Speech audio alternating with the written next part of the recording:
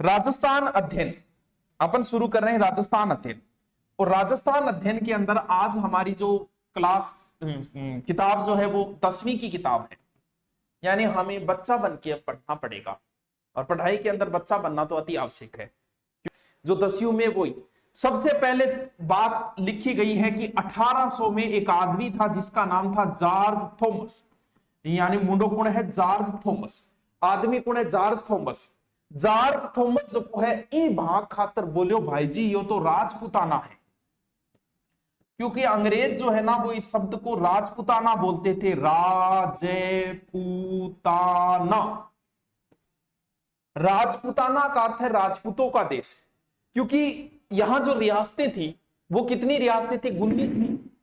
तो क्या आप में से कोई ऐसा बच्चा है जो बता सकता है कि 19 रियासतों में राजपूतों की कितनी रियासतें थी? मैं तो नहीं बताऊंगा, आप कमेंट करके बस इतना बता दो कि 19 रियासतों में राजपूतों की कितनी रियासतें थी। मैं देखता हूं कि कितने बच्चे सही इसका जवाब दे पाते हैं। Please tell me. से 2 रियासतें तो जाटों की निकाल दे, भरतपुर और धौलपुर। फिर बची कितनी? 17। फिर एक मुस्लिम रियासत निकाल, कौन सी? टोंक।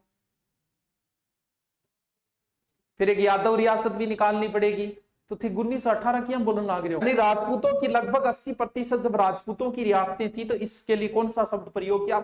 और यह प्रश्न पूछा जा चुका है। राजस्थान के लिए सर्वप्रथम राजपुताना शब्द किसने प्रयोग किया? जॉर्ज थॉमस ने। फिर आपने एक आदमी एक किताब लिखी, कद 1829। इस किताब का नाम भी आपको याद होना चाहिए, है अंग्रेजी में। साथ साथ में लिखता जाइए भाई, ध्यान रखियो। अगर थे थोड़ा बहुत इतो तो एहसान मेरे पर रखियो, मुझ पे एक एहसान करना कि मुझ पे कोई एहसान मत करना। बस एक रजिस्टर रखिए और थार पर एहसान करिए, साथ साथ में लिखता जाओ तो मजो आ जाओगे पढ़ने को। देखो 1829 में एक किताब लिखी कौन? Colonel James Tod, annals and antiquities of Rajasthan. Annals and antiquities of Rajasthan. Annals and antiquities of Rajasthan. कोई चीज अगर टफ है तो बिन बार बार बोलो। इसकी पुस्तक है टोड की, उसका नाम दो हो गया, लेकिन फिर भी annals and antiquities, annals of entity, annals of entity. इसने राजस्थान के लिए रायथान या राजस्थान शब्द का प्रयोग किया। रायथान या राजस्थान शब्द का प्रयोग किया। ये सारे राजस्थान अध्ययन के फैक्ट बता रहा हूं, मेरी तरफ से कुछ भी नहीं जोड़ रहा हूं मैं।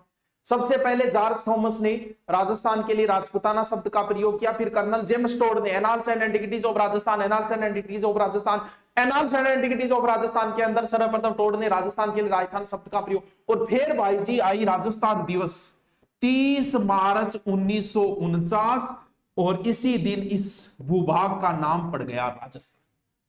उसी दिन से राजस्थान दिवस है, यानी राजस्थान के लिए राजस्थान शब्द रखा गया। फिर कब? 30 मार्च 1949। ये आपकी राजस्थान अध्ययन की पुस्तक में ये बात लिखी गई है। अब हम चलते हैं वेदों की ओर। सबसे प्राचीन वेद है ऋग्वेद। अब ऋग्वेद में राजस्थान के लिए किस शब्द का प्रयोग किया गया है? बहुत सारे शब्द का प्रयोग किया गया है। कहीं पे धान्व लिखा है, कहीं पर जांगल लिखा है। प्राचीन वेदों में राजस्थान के लिए शब्द है, कहीं मत्स्य लिखा है, कहीं सूरसेन लिखा है। ऐसे शब्दों के प्रयोग किए गए हैं। जबकि हम जीके में यह पढ़ते हैं कि ऋग्वेद में राजस्थान के लिए ब्रिमव्रत शब्द का प्रयोग किया गया है, जबकि यह बात तो लिखी नहीं है। ब्रिमव्रत यह बात तो राजस्थान अध्ययन में तो लिखी नहीं है। राजस्थान अध्ययन में तो यह कहा गया है कि ऋग्वेद में राजस्थान के लिए मरु, धान्व, जांगल, मत्स्य, सूरसेन आदि शब्दों का प्रयोग किया गया है। अब बात है मरु व धान्व शब्द। कौन से? मरु प्लस धान्व शब्द।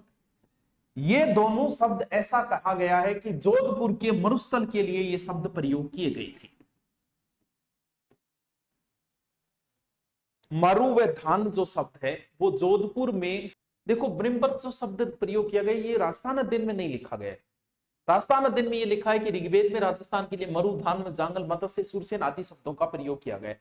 बिल्कुल ये बात सही है। मैंने भी बताया कि ऋग्वेद में ब्रह्मवर्त का प्रयोग किया गया, लेकिन यहां नहीं लिखा गया, तो मैं क्या करूं तुम बताओ।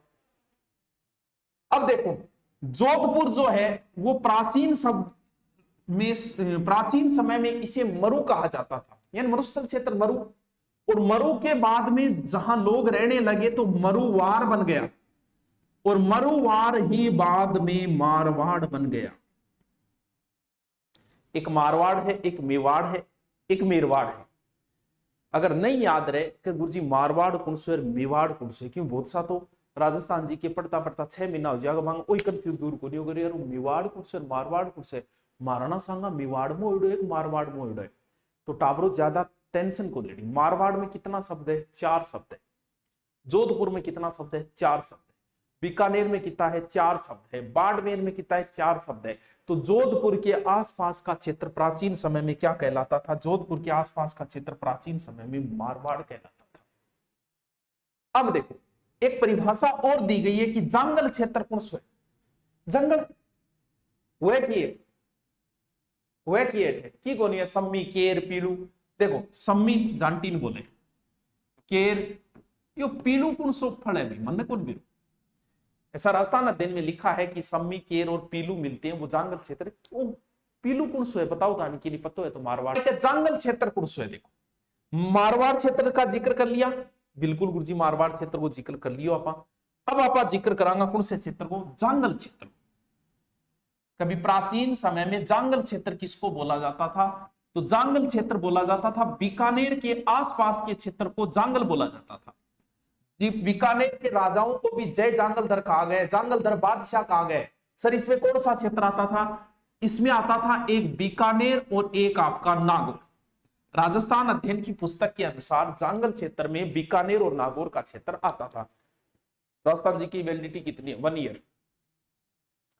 जांगल प्रदेश में बीकानेर, नागौर, जांगल प्रदेश। अरे जांगल क्षेत्र बीकानेर, जांगलधर बादशाह कौन सा बोलता? बीकानेर तो क्यों को नहीं याद हो रहा? आप तो याद हो जाओ। अब आता है कि प्राचीन समय में और एक क्षेत्र का जिक्र किया गया है मत्स्य, बहुत इंपॉर्टेंट है। और ये राजस्थान अध्ययन में लिखा है कि मत्स्य के अंदर जयपुर, अलवर और भरतपुर आते थे। कौन कौन सा? जयपुर, अलवर, भरतपुर। कौन सो? जयपुर, अलवर, भरतपुर। ये मत्स्य का जिक्र महाभारत में भी है। किसी ने महाभारत अगर थोड़ी बहुत भी देखी है तो पांडवों ने अपना अज्ञातवास यही विराटनगर में बिताया था, जो मत्स्य प्रदेश की राजधानी हुआ करती थी। मत्स्य प्रदेश की ये तो इतनी इंपॉर्टेंट है, इतनी इंपॉर्टेंट है कि मान लो कि मैंने पेपर ही आउट कर दिया। रीट में 2 बार इसे पूछा जा चुका है और भी कई एग्जामों में इसे पूछा जा चुका है। राजस्थान अध्ययन मत्स्य प्रदेश, महाभारत के समय इसका जिक्र है।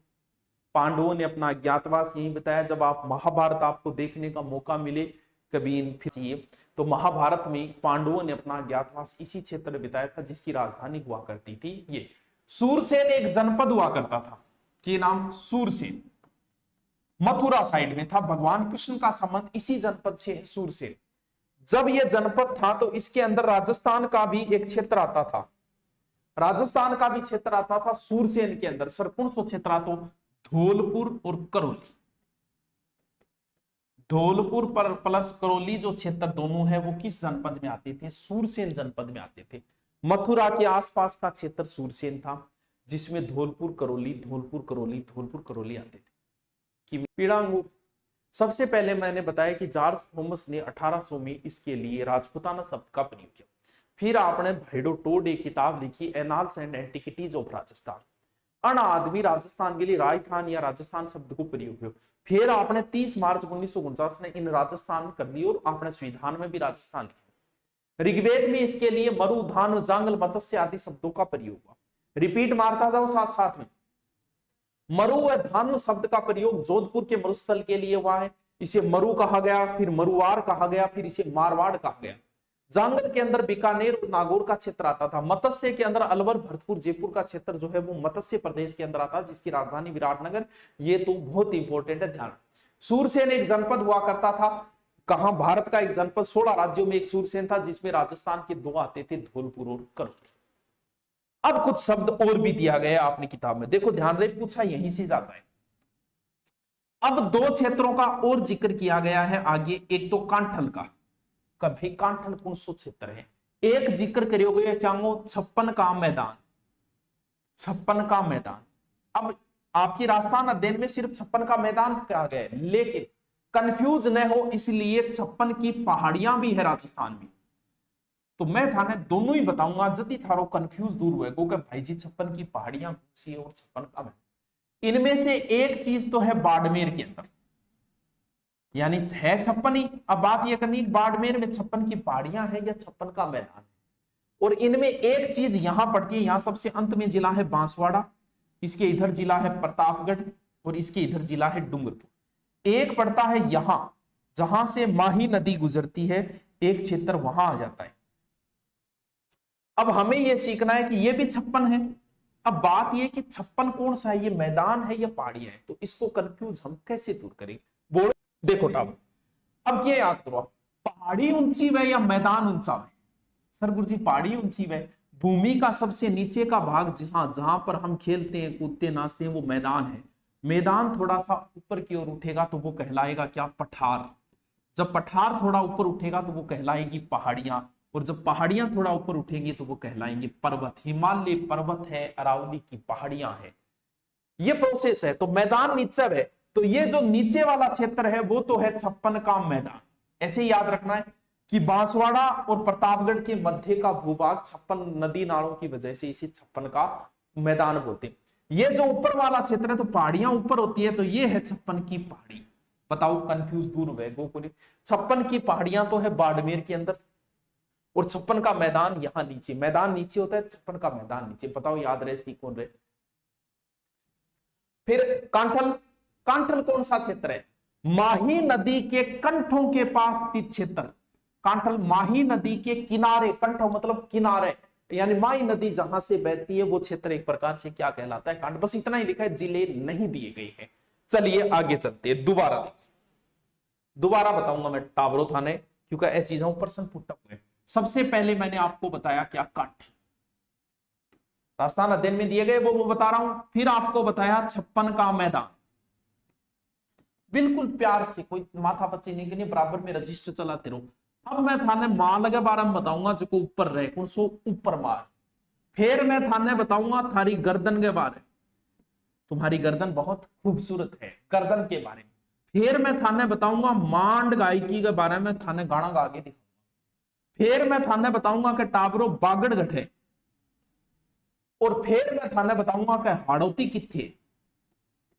इतनी चीजा थारे राज्य, कितनी अच्छी अच्छी चीजा दे रखी राजस्थान, बहुत जोर की चीजा दे रखी। चलो करो बात,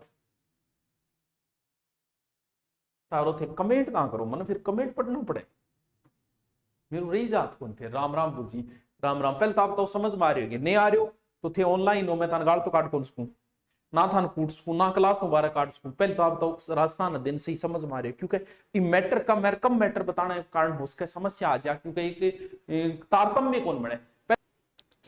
कांठल बता दिया कि माई नदी के कंठों के पास स्थित क्षेत्र को कांठल बोलते हैं।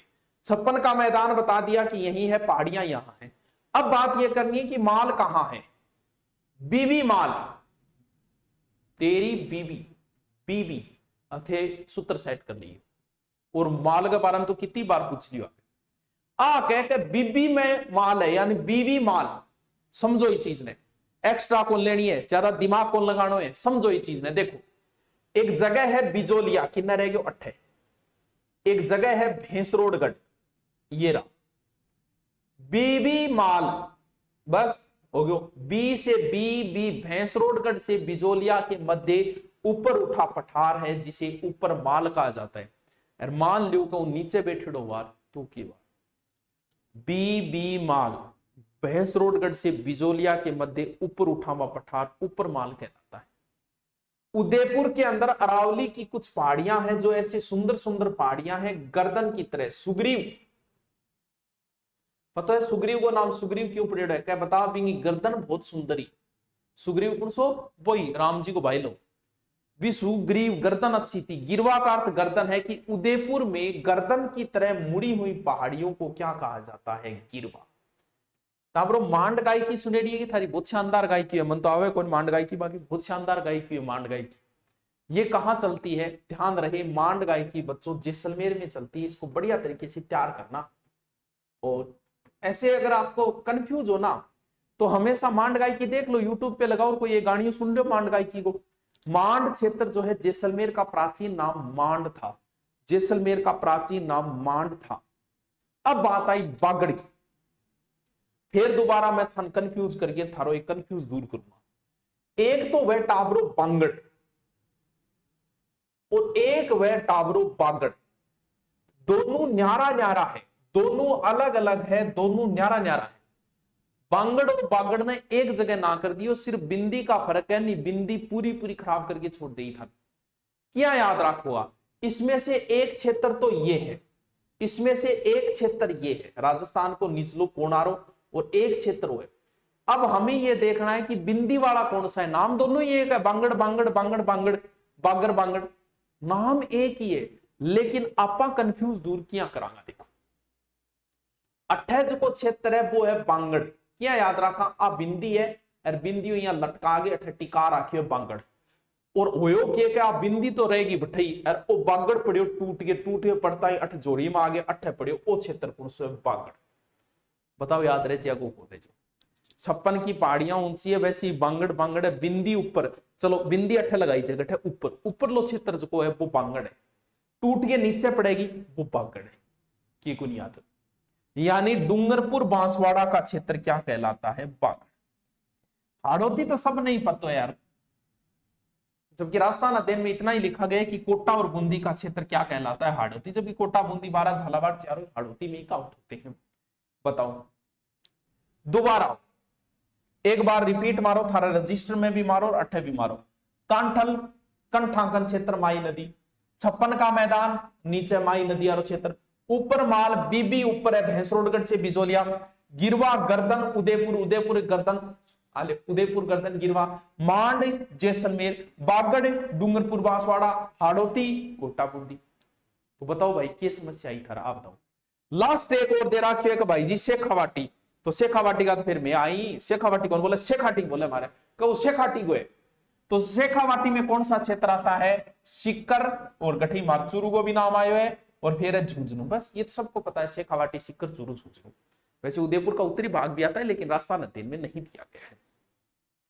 अब बताओ दोबारा रिपीट मारू या आगे चलो, याद करते हुए चलेगा। आप मुझे जो 1 घंटा दे रहे हो वो मैं 1 घंटा आपको पढ़ा नहीं रहा हूं, आपको याद करवाने की कोशिश कर रहा हूं। जब मैं आपको याद करवाने की कोशिश करूंगा तो हो सकता है धीरे धीरे भी चले सिलेबस। नंबर 1 सबसे पहले मैंने क्या बताया, जॉर्ज थॉमस राजस्थान, फिर टोड के बारे में बताया, एनाल्स एंड एंटिक्विटी, फिर 30 मार्च ने राजस्थान नाम पड़ गया, फिर थोड़ा सा जोधपुर के मरुस्थल मारवाड़ मरुवार जोधपुर, उसके बाद में जांगल क्षेत्र बताया, बीकानेर और नागौर का क्षेत्र, फिर मत्स्य बताया, मत्स्य अलवर भरतपुर और जयपुर का क्षेत्र जिसकी राजधानी विराट, फिर सूरसेन में कौन सा क्षेत्र था, धौलपुर करौली, सूरसेन धौलपुर करौली, फिर मैंने ये बताई कांठल कांठी माई नदी कंठ, 56 का मैदान माई नदी के उपरमाल भैंसरोड बिजोलिया, गिरवा उदयपुर में तस्ली नुमा पहाड़ियां, मांड बागड़, फिर हाड़ौती। बताओ के कौन समझ में आए, के कौन समझ में आए। हाँ ये तो था राजस्थान का एक परिचय दिया गया था राजस्थान अध्ययन की पुस्तक में, और यहीं से प्रश्न पुटअप होते हैं। अब आगे क्या दिया गया है, आगे दिया गया है कि काल विभाजन, इतिहास का काल विभाजन कैसे करना है। गुरु जी काल विभाजन को क्या मतलब हो कि तेरो पूरा जीवन है, हमारे जीवन के ये 3 अवस्थाएं हैं, बचपन जवानी और बुढ़ापा। उठ गयो बचपन खेल कूद में गयो, जवानी जान लाग रही है, आ बचेगी, ये 3 अवस्थाएं। वैसे ही इतिहास की भी काल विभाजन में 3 अवस्थाएं की गई है। कौन सी पहलो तो अवस्था करी है बन प्राक पुराणो, यानी कौन सो युग, पुराणियो युग बचपनो। फिर दूसरो युग आयो आग युग, ओ इतिहास को दूसरो युग आयो, और फिर आयो टाबरो तीसरो युग, जकन बोलने लग गया कि ऐतिहासिक युग। और भी बहुत सारे विभाजन है इतिहास के, लेकिन वो एक सीधो विभाजन है। आपा भी फिर से बताना, आपा के फिर से बताना, सर मेरे राजस्थान में हाँ किसी का भी मॉडल पेपर पढ़ो। देखो पहले तो वो बचपन है वर्गो, ये कौन सो प्राक युग, यानी ये पहले का युग है, बहुत पुराना युग है। यानी जब सृष्टि प्रारंभ हुई थी, कैसे हुई, जैसे भी हुई, उससे लेके हड़प्पा शुरू होने से पहले का समय इसमें काउंट किया गया। प्राक है, ये पुराना है, कुछ भी नहीं मिला मेरी जिंदगी में किसका, प्राक युग का, कोई लिखित साक्ष्य नहीं है। पुरानो है यार, गठू मिलेगा इतना साल पुरानो, क्योंकि मानव उस समय लिखना जानता ही नहीं था, उसे कुछ पता ही नहीं था, अबोध बालक था वो तो बचपना है, बचपने में आदमी किए जाने हैं, अबोध बालक था वो। प्राक युग था जो सृष्टि के आरंभ से हड़प्पा से पूर्व तक का समय माना गया।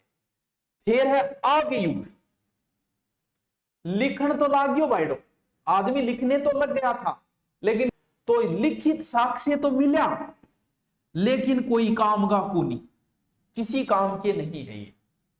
क्यों? क्योंकि लिपि पढ़ी नहीं गई और अस्पष्ट लिपि थी। या सिंधु घाटी में कौन दे किए थे लिपि, ला पढ़ लो सिंधु घाटी में, इमोजी बना बना ही छोड़ रखे है, ला पढ़ ले इमोजी बच्चों, इमोजी को। हड़प्पा से 600 ईसा पूर्व का समय जो माना गया है वो इसके अंदर काउंट किया गया। आपकी राजस्थान अध्ययन के अनुसार ही मैं बता रहा हूं बच्चों आपको। फिर आगे पूर्व ऐतिहासिक युग, सब कुछ लिखा मिला है, स्पष्ट लिखा मिला है, बढ़िया तरीकों पढ़ने की हिम्मत चाहिए। क्योंकि इसके अंदर आगे युग के अंदर जैसे सिंधु घाटी है, वैदिक है, वैदिक की भी क्लिष्ट भाषा है यार, सही ढंग समझ में को नहीं आ रही, 33 कोटि लिखे 33 करोड़ पढ़ जा, हालत है। ये हो गया 600 से वर्तमान, जो हमें सही तरीके से बढ़िया तरीके से यानी महाजनपद के बाद का समय एक प्रकार से आ गया इसके अंदर। यहां से कोई अच्छा लेवल का क्वेश्चन नहीं बन रहा है, प्रश्न सारे पहले वाले बन रहे थे, कांठल वगैरह। वो समय में राजस्थान की के हालत है, प्रागैतिहासिक काल में राजस्थान, ऐसा एक टॉपिक दिया गया राजस्थान अध्ययन में, आगे वाला टॉपिक, यानी प्राक युग में राजस्थान।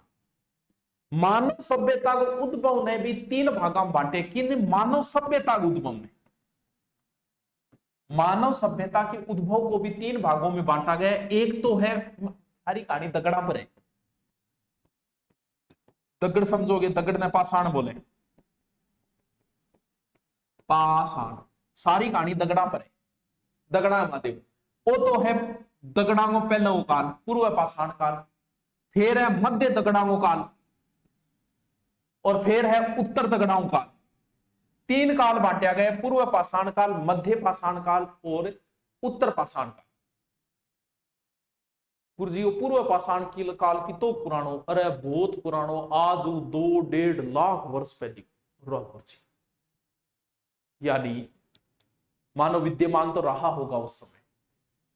एक चीज दी गई है राजस्थान अध्ययन में कि इस काल का भी राजस्थान में एक चीज मिली है जिसका नाम है हस्त कुठार। इस काल की भी राजस्थान में एक चीज मिली है जो काल आज से लगभग 1.5 लाख वर्ष पूर्व बताए गए हैंड एक्सी हस्त कुठार। गुरुजी वो गठे मिलियो, ओ खोजियो एक बंदे 1870 में। इस लाइन को नोट करके भी आप साथ में लिखना, मैं लिखवा दूंगा। C.A.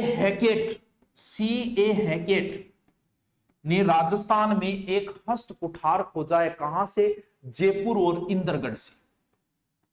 इस समय का है, तो इस लाइन को नोट लगा के रखना कि 1870 में C.A. हैकेट ने जयपुर व इंदरगढ़ से पत्थर की बनी पूर्व पाषाण काल की एक हस्त कुठार खोजा है। और सेंटनकार ने झालावाड़ से भी इस युग के कुछ खोदे, लेकिन ये हस्त कुठार थोड़ा सा ध्यान रखना, नई चीज है, इसलिए क्या पता कोई पूछ ले। फिर आता है मध्य दगड़ांगो काल, मध्य पाषाण काल। तो इनमें तो बहुत जगहों मतलब बनेड़ा पत्थर आ गई है, जोस पर है, और इसके अलावा क्वार्टजाइड है, के मिले है, ब्लेड है, आगे बनेड़ी मिली है, और के ट्राइंगल है, प्लाइंटर है, पॉइंटर, ये चीजा मिली। यानी पत्थर से बने छोटे उपकरण, लघु पाषाण उपकरण, उन उपकरणों को माइक्रोलिथ कहा जाता है। वो भी थोड़ा सा ध्यान रखें, पत्थर के बने छोटे औजारों को माइक्रोलिथ कहा होगी। फिर आता है नव पाषाण काल या उत्तर पाषाण काल, जिसमें कई भाग बांटे। एक तो धातु काल बांटा गया, यानी हमारी सभ्यताएं पढ़ी जाएगी इसके अंदर, कई सभ्यताएं पढ़ी जाएगी। फिर आता है लोह का युग, यानी राजस्थान में लोह युग के 4 स्थान रट लेना, क्या पता कोई पूछ ले भाई इसके अंदर लोह युग के भी 4 स्थान आएंगे। कौन सा है? नो है। देखो लोह युग का 4 स्थान, लो है, नो है, कहां? भरतपुर के अंदर, पहला नो। दूसरा जोधपुरा, जोधपुर को नहीं है, वो जोधपुरा है, कट्ठे है जयपुर के अंदर। तीसरो सुनारी, अब सुनारी मतलब सोनू को नहीं है, सुनारी सभ्यता किससे संबंधित है? लोह युग से संबंधित है। कहां पड़ती है? झुंझुनू कांतली नदी। और एक रेंड तो लो युग तो है कि इतना लोग सिक्का मिला कर लोग इन बोलने लग गया कर तो कोई टाटा बीड़ तो ही रहा कर तो टाटा नगर। चारों के चारों रट्टा मार लेना। नो है जोधपुरा, सुनारी और रेंड चारों की चारों लो है युगीन सभ्यताएं। नो है जोधपुरा, कोई सूत्र बने तो बना लियो, के सूत्र बने कोई नहीं। सोना बाबू बनाएंगे, सोना रेज जो भी बनाओ थे थारा बना लिए। चार स्थान ध्यान रखना। नो है से ये नो, नो कौन सा? भरतपुर। लो युग के प्रारंभ होने का सीमा निर्धारण करने वाला मुख्य स्रोत माना गया, ये ध्यान रखना। नो को भारत में लो युग का सीमा निर्धारण का माना गया है, नो भरतपुर को। फिर आते हैं मृदभांड, जो विराटनगर जोधपुरा वगैरह से मिले। इस संस्कृति का उद्देश्य 600 ईसा पूर्व है। यहां से कोई अच्छे क्वेश्चन नहीं बन रहे हैं, सिर्फ एक बन रहा है कि लो युगीन सभ्यता में कौन कौन से स्थान आएंगे। नो आएगा, जोधपुर आएगा, सुनारी आएगा, रेंड आएगा, ये चार स्थान रख लेना।